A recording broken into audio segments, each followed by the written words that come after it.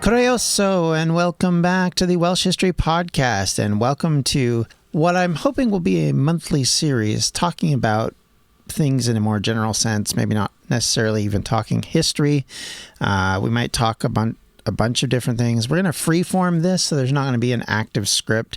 I've got some points written up for this week, but the idea is to try and give you an episode that isn't the normal same old run-of-the-mill type episode where I'm just repeating what I have on my script here, but actually has something more thought processed out from my own opinions and my own thoughts, rather than just having documents that I'm working from, and kind of talk about my experience in my development of the Welsh History Podcast, about Wales, about all sorts of different subjects, and kind of how they reflect upon the history of Wales as a people, but also Wales as a country. Maybe talking a little bit more about other aspects of both history and politics and society that maybe we don't talk about quite enough, or maybe you want to know more about from my perspective rather than from, say, purely from an academic perspective. So what we're going to talk a little bit today about is about the role of being a researcher and how you would do research for podcasts or for writing, and what makes up this podcast versus, say, somebody writing an academic book or someone writing an essay in school, or all the different things that come with that. So let's start from the beginning, shall we? So how have I found sources? How do I look for them? What's been my process over the years to sort of change my picking and choosing of different things? Let's start first off, I guess, with what I'm choosing from to begin with. And in the beginning, when we started the series, because it was a very general series talking about more or less about Britain as a whole, rather than specifically Wales, because you wouldn't have necessarily loads of historical or even archaeological sources to work from in that period, say the Iron Age and earlier. So you're kind of working from an overall aspect of things. We don't know enough about the ancient world in Britain to give ourselves specific kind of ideas about the tribes, about the roles that went on. We don't even fully know, was society a patriarchal society? Was it a matriarchal society? Was it built on some sort of system that works differently than what we're used to, simply because we don't have written information? We don't even really know kind of what the gods were, other than a general sense of them. We don't really know what the entire origins of so many things when it comes to how we get to where we get to. Like, is the Welsh language, for example, as a descendant of Brythonic, is Brythonic the ancient language that was used with some additions from Latin, or was Brythonic the out-development of Latin into the Britons' language? We don't really know that either. Like, there's so much we're clueless about, really. And when I say we, to be fair, I'm talking about people who actually do study and research and do the work that I haven't been able to do or can't do in actually digging up information and trying to do the archaeology necessary to identify these things. Unless you find some ancient Britain script written in some language, you're never going to know, how they spoke. And as far as we ever know, they don't have a written language, so it's impossible for us to tell. So when talking about sourcing and documents, we have to look at that. So when talking about Wales, before, I would argue, the end of the Roman period, you're almost always going to talk a lot in generalities around Britain. Thus the reason why the early focus of the podcast is so much around Roman Britain and the history of Roman Britain, because while there are incidents in Wales, they're very compressed, they're very short, and then they just disappear, and you don't talk about them again for so long. If you think about it from the aspect of the big descriptive Welsh issues in Roman Britain happened towards the beginning of the Roman invasion in the first 100 years or so, where they're dealing with the tribes of Wales, or at least the Roman interpretation of what those tribes were, and how they worked around them or fought against them or negotiated with them. There, all of those kind of points of discussion. And of course, it's all through a lens that's Roman, so we don't really know a lot about what the Welsh population thought, did, perspectives. And even when we talk about Wales, we have to be cognizant of the fact we're really only talking about tribes who may or may not have seen themselves the same as other tribes in Britain, let alone, you know, a European perspective, which they wouldn't necessarily know even exists at this stage. So with all of that said, we know that there were trade that went on between Europe and Wales. We know there were things that were going on that spread the idea of Wales to other places. We know that it was written about even by early geographers from Greece, talked about them. Of course, they were rumors and a lot of speculation without any real understanding because they'd never been there themselves. And everything would be interpreted by an ancient lens. So when you keep that sort of in mind, it dictates a lot of our understanding of how this place worked, to what it looked like, and who the people were that lived here. So if we move aside from that, how do you get sources on that? So a lot of my sources were very large sources, talking about books that were talking about quite a lengthy time period from early 10,000s to into the Roman period. And they would talk about all sorts of things that were found archaeologically, because from a historical perspective, archaeology is your best friend, because that's what gives you the understanding of kind of what the day-to-day life of a person living in Britain would be. However, it doesn't give you an overall viewpoint on what their politics were, what the structures of society were. We only sort of can guess that. Even religious worship is a little vague in this period, and we don't really understand it when this comes back to a podcast format. So making the decisions I made with the podcast, I knew I couldn't cover things in depth. I wouldn't be able to do enough specifics on subjects to give them their due sometimes. So with that, I had to pick very generic, larger. I always start from the idea of I have a large source document which covers a great length of history in a small format, and then I have a short form document which then I can refer to, which might go into specifics. And the good news was, for me at least, was in the early days I had a lot of original source documents, because my own interest in Roman Britain was such that I had a lot of documentation, more than I had of like medieval Wales or especially later Wales. And because of that, it helps when you're doing this kind of thing, because then you can actually go to the actual original source and say, well, Tacitus said this, you know, so-and-so said that, this one said this, da, da, da, da.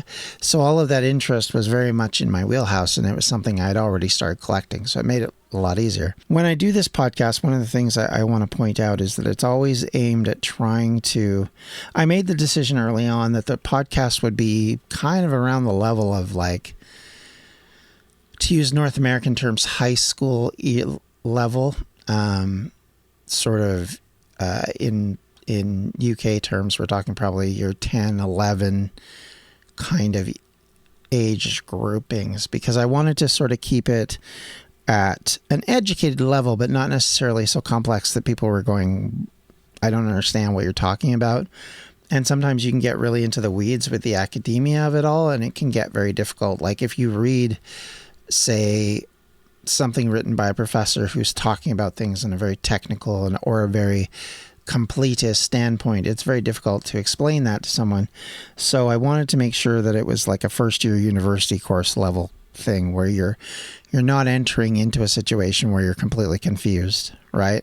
And somebody listening to the series for the first time would have the ability to pick it up and not be completely struggling to keep up or bored, or, you know. And so that's the reason why in a lot of respects I've stuck to the platform of we're going in chronological order.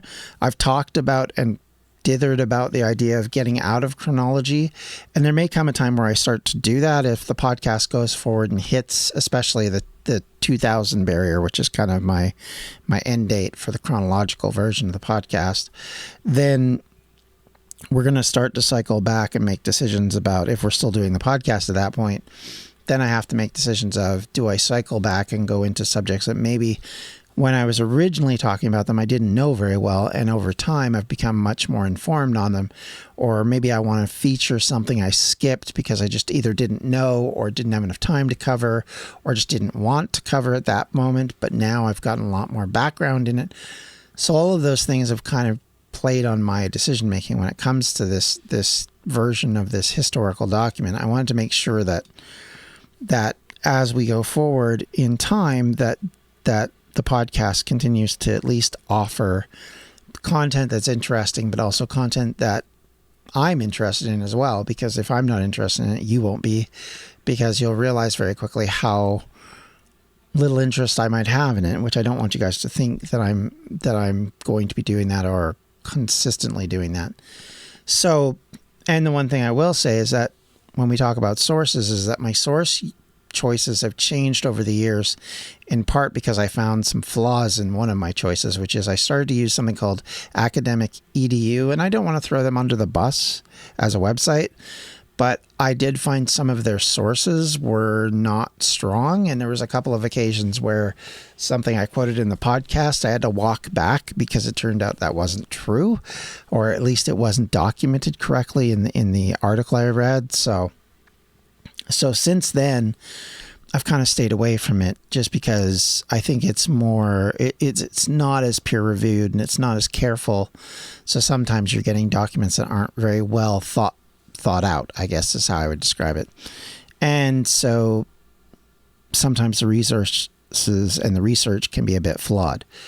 For that reason, I've kind of stayed away from that and tried to focus much more on, actually, one of the things I've been doing a lot lately, especially as we move into the Victorian era, is I'm really focused on looking at the University of Wales Press specifically, as they put out books all the time. They're all academic books, so I don't have to worry that, is this some guy who's just decided to write his own book and it's because it's an interest, and maybe there's some sketchy stuff in there because they don't necessarily know the true history, or they're trying to skew events to their own ideas and perspectives, which certainly happens. Bias is a thing for sure. Don't ever believe that an academic doesn't have bias. Every person who talks about history has a bias that they're coming from, even if they don't necessarily know it. I have a bias because I come from Canada. I've lived in Wales. I have Welsh ancestors. I have a positive bias towards Wales. I don't look at sometimes things from a negative, and I usually struggle when it comes to dealing with perspectives that are not necessarily my own. So I have to get and be active in looking into those and citing them, because honestly, it's very easy to skip them because you're like, well, that can't be right.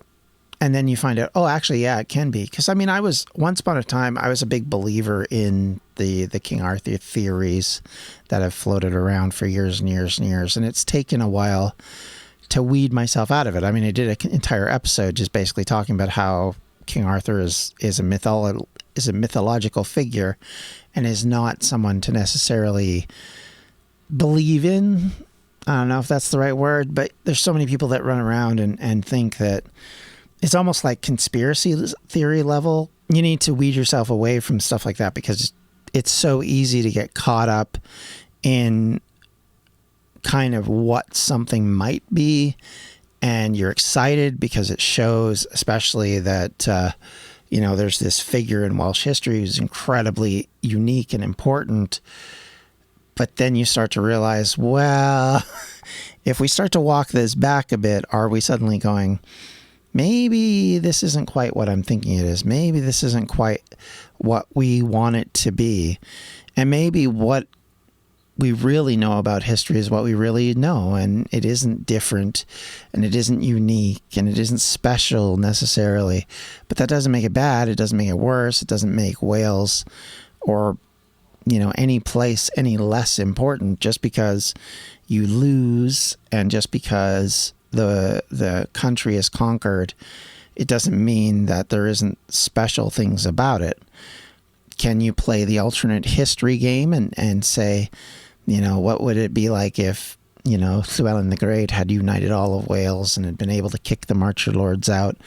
Would he have been able to control and hold during, John's reign and then into the following kings, had the United Wales risen up and held under Griffith ap Llywelyn and his descendants back at the beginning of the 1060s, would that have actually meant that when William conquers England, Wales is like Scotland, where it's not so easy to take the country and you can't just walk in and start to take bits and pieces away.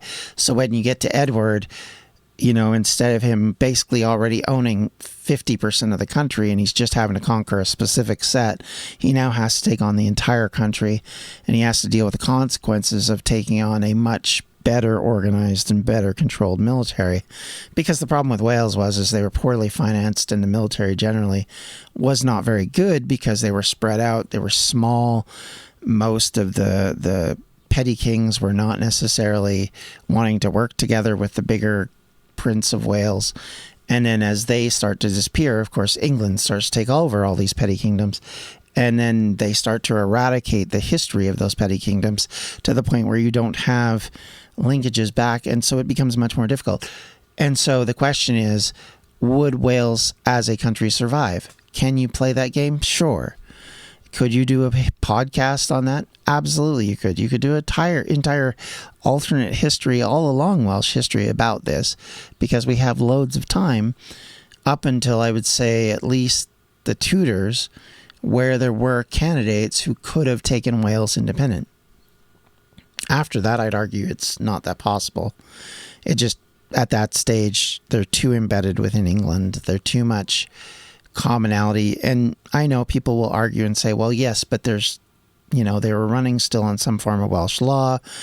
The Welsh language still existed, Yeah, but people started to think of themselves differently than they did prior to that. And the idea that you were different is a lot less, especially once you left the communities you lived in. If you lived in Wales and moved to, say, London, or if you got into the Royal Navy and ended up fighting overseas, the less likely it was that you would keep your language, the less likely it was that you would keep your native understanding of things. And so you migrate into the new culture, and suddenly you're just let's say, Jamaican, I don't know, like coming up with different options, someone from like British Guiana or from, Virginia, who has a Welsh last name, but is much like myself, it's only a last name. It's only an ancestry. It's not a firm link to the country. You don't necessarily have the understanding of the trials and tribulations of that country. Do you want to know about it? Maybe you do, maybe you don't. And some that do will work much harder to try and understand it, but it doesn't mean that it's the same as, say, someone who was born, raised, and believed all their lives in the country that we call Wales, the nation that we call Wales, if you want to divide it that way. I've gotten really off topic, but basically that's the concept, right? So you have to kind of put your biases aside, take yourself away from the understandings that you think you know, and kind of understand that as time goes on, alternate history is a great idea. It's fun to play with. I've read books on alternate history. They're entertaining, and certainly they do show, the idea of what if in World War I, Germany and Britain were allied, blah, blah, blah. All of those things are cool. They're fun to talk about. They're fun to theorize on. But we know what we know because this is history we're living in. Unless there's a multiverse out there and we trip into it. The realistic presence that we have here and now is that this is where we are with Wales. This is where the history of Wales is. So what we want to look at and want to avoid is doing a lot of speculation, a lot of guessing, and I want to avoid a lot of the really political fill in the blank, pro-English perspective, pro-Welsh perspective, Roman Catholic perspective, or whatever you want to fill in, Irish, German, whatever. What I want to do is at least try to present this as close as I can to what would be an academic education. Am I still going to slip? Yeah, obviously, because that's the way we work. We work with a bias. So, and biases can even just mean what I pick out to talk about versus what I don't pick out to talk about, right? Like right now, we're in the episodes that are going out currently as this podcast goes out on our podcast feed, we're talking about one individual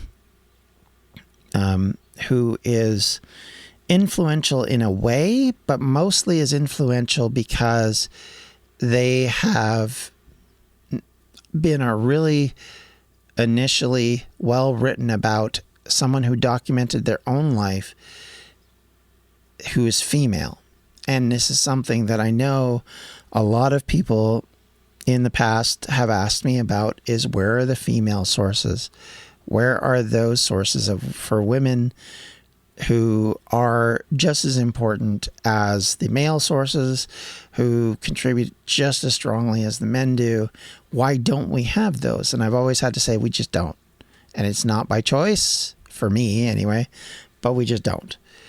Now we finally do. I'm going to cover that. I want to give that as much time as I've spent on, all of these kings and princes and lords and, people like that, the Henry Tudors of the world, that I give to them. I want to give it to people who aren't necessarily in that category and understand that. So, and I know I've talked about this a bit in the episode, but I just wanted to clarify that we're going to try and do more of that, not less of that. We're going to talk about people who may be seen as underserved in society or underserved in history, because it's important that they are a part of the Welsh history.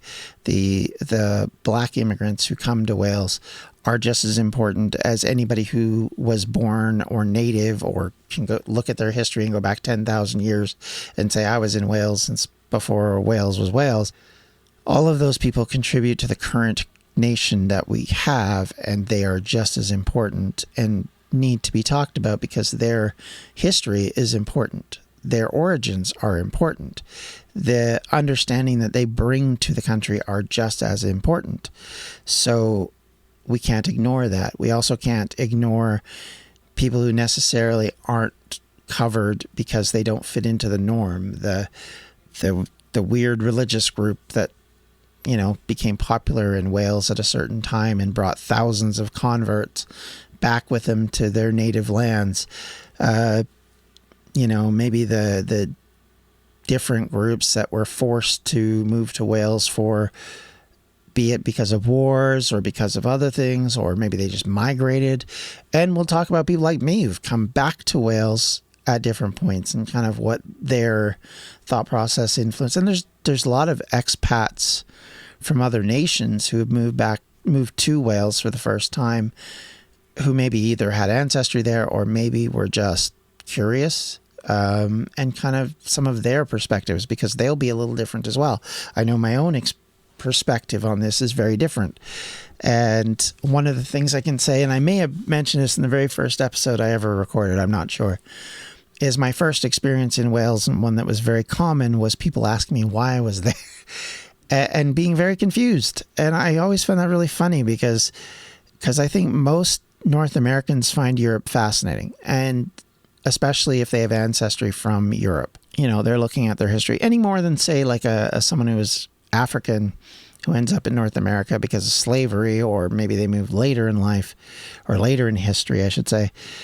They're going to look back and want to know more about Africa. They're going to want to know about their homeland. They're going to want to know the people that they came from. And not everybody, for sure, but enough that I think there's an interest, and it's something that when you come from there and you come back to Wales, your perspective on it is so different, and it's hard to explain. So when people go, well, why are you here? Isn't this crazy? Why would you even think about moving here?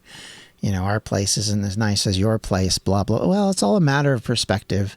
Grass is always greener no matter where you move. Whenever you're moving to a new place, unless you're moving because you were forced to, there is kind of this like, well, it's going to be better there. And sometimes it is, and sometimes it isn't. Largely, it's just different. Like I've lived in America, I've lived in Canada, and I've lived in Wales and in England. And in every single place, there was good and bad in them.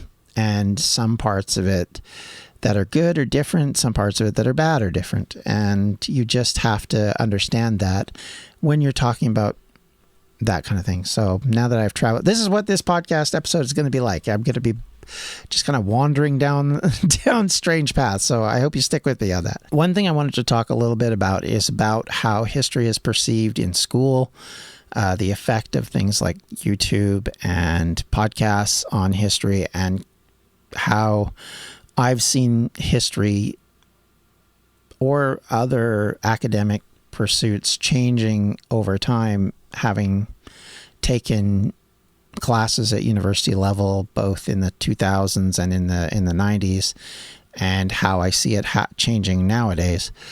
One of the things I would say is that we always have to accept that pop history, so in other words, the History Channel, if you want to call it that, and its perspective on history is always going to be very much about the entertainment and the, selling to sell. It's not really about education. It's argued that it is, but it really isn't about education. So I think that's something you have to have perspective on and understand, that those kind of things are great. The YouTube channels are great, but not every YouTube channel is built the same. Not every podcast is built the same. Not every podcast holds itself to the same perspective. And certainly there are some people who will and do offer, and I would even argue, no, I'm not taking myself out of this. So understand that you can't take what I'm telling you on a podcast and go, yeah, that's right, and use it in an essay at university and quote and cite me and not have it come back to haunt you. So don't do that.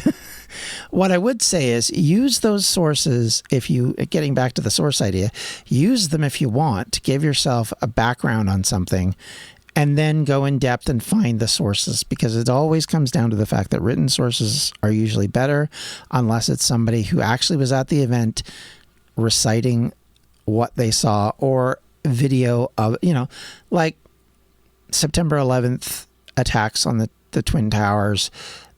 We have video evidence of that. We can watch it. We can hear people's voices when they talk about it, right down to the minute it happened, right up until months and years later, and get a good perspective of what's going on. But if you're talking about someone from like the 1500s, you're going to want to lean into written sources who have much better understanding, have had the ability to read, the different perspectives written in different languages and given different interpretations, and have multiple sources. So relying on a podcast or some TV show for that or YouTube channel is probably a mistake, but it is a good starting point. I always look at Wikipedia like that. Wikipedia is something that I use, but it's not something I stop with. It's always something I start with. I'm trying to figure out something topically for the podcast. I sometimes do start at Wikipedia because it's like, okay, I need a generic idea about what's happening during this time period. And I start to look into it in each of those spots, and then find out what the sources are, because I usually have them listed at the bottom, and then go from there to those sources. And then if I'm not happy with any of that, then I start to go, okay, well, I want this subject, and I start to Google that subject. And if I can find academic work on the subject, that makes my life easier. If you're at university, you usually have access to something called JSTOR, which is a source document place where you can get a lot of articles written by academics that are sourced, that are peer-reviewed. They have a lot of backing to explain that they are actually legitimate. So that's something you can use. And if you don't know about that in your university, definitely talk to someone in your library who can show you how to use that, because it gives you access to academic magazines across the world, and it will give you an opportunity to read and interpret them. So that's a big thing. So yes, Wikipedia good, but Wikipedia as a single source bad. However, it does give you a good starting point, and you can kind of filter things down from there. So always consider that if you're doing that. And that goes for high school or anything.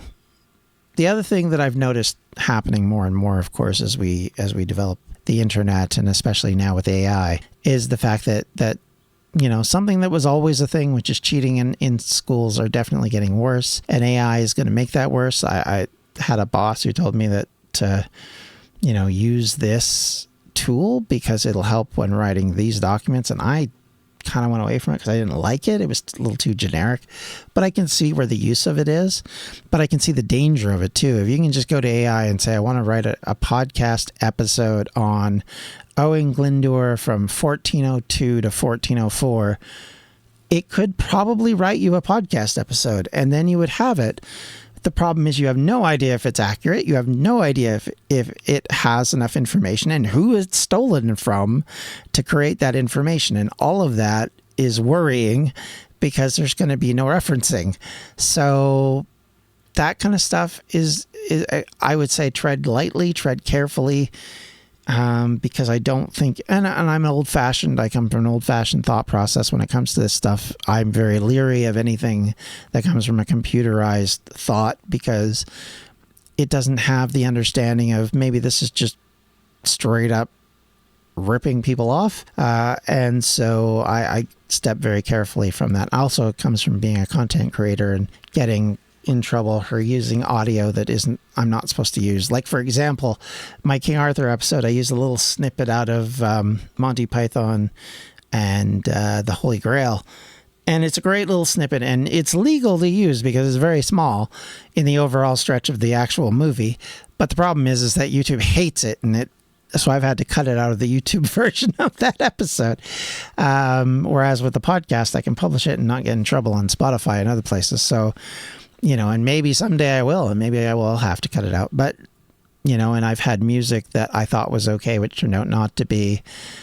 So there's things like that. So you always have that perspective to deal with. So whenever doing things like that, if you're going to start to think of using AI, keep in mind that there's no real controls on it to keep it academically safe. And really, you shouldn't be having AI write your essay. I mean, that's kind of cheating.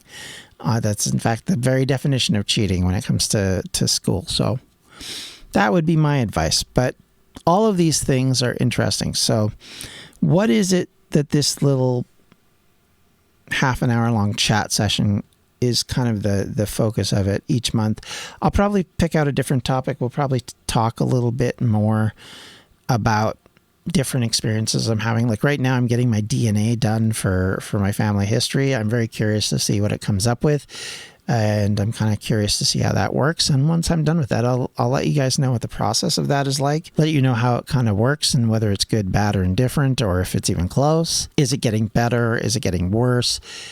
All of those kind of things are kind of fun and interesting to talk about. So I will definitely be chatting a bit about that too.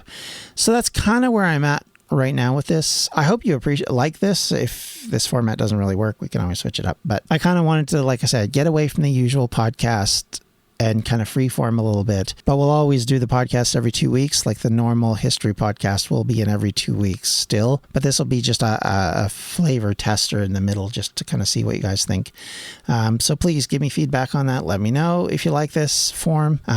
It will be outside of the main thread, so it won't, we'll try and avoid talking too much about the current thread because obviously if people are listening to this, they may not be up to date on everything that we've been talking about in the podcast. So it could get confusing. So I want to stay away from that as much as possible and kind of just talk about the things that are important, but not go too in depth into nitty-gritty stuff. And, I kind of want to talk about some of the projects I want to do in the future as well. So that will definitely be a part of this. And I mean, hey, if you're interested in talking about politics and wanting to know about the various political parties and their points of view in Wales, if that's something you're interested in, we could talk about that here. That would be the area I would talk about it. I wouldn't talk about it from a perspective of who to vote for because that's not what this podcast is about. But, we will probably go into things like this over the years, as we've always done, as they come up. But if you want to go just kind of on an aside with my experience with British politics, which was a fascinating one as a Canadian, certainly we could do that. And so with that, everybody, I want to thank you all for listening. As per usual, if you have any questions, comments, or concerns, you can always reach me at the Welsh History Podcast at gmail.com. You can reach out to me on Twitter at twitter.com/Welsh History Pod, or on Facebook at facebook.com/Welsh History Podcast. And if you consider helping me out with funding of research books and things of that nature, you can always do that at patreon.com/Welsh History. Thank you so much for listening. Thank you so much for your feedback and for your general support through this series. And we're on oh my gosh, it's been a long time now. It's year 8. And it's crazy to think that in 2 months, it'll be 8 years since I started this podcast, which is just insanity in some ways. But thank you all for listening. Take care. Have a great day. Bye-bye, everybody. Welsh History Podcast is a member of the Evergreen Podcast Network. To find more information on them, you can do so at evergreenpodcast.com. Thanks for listening.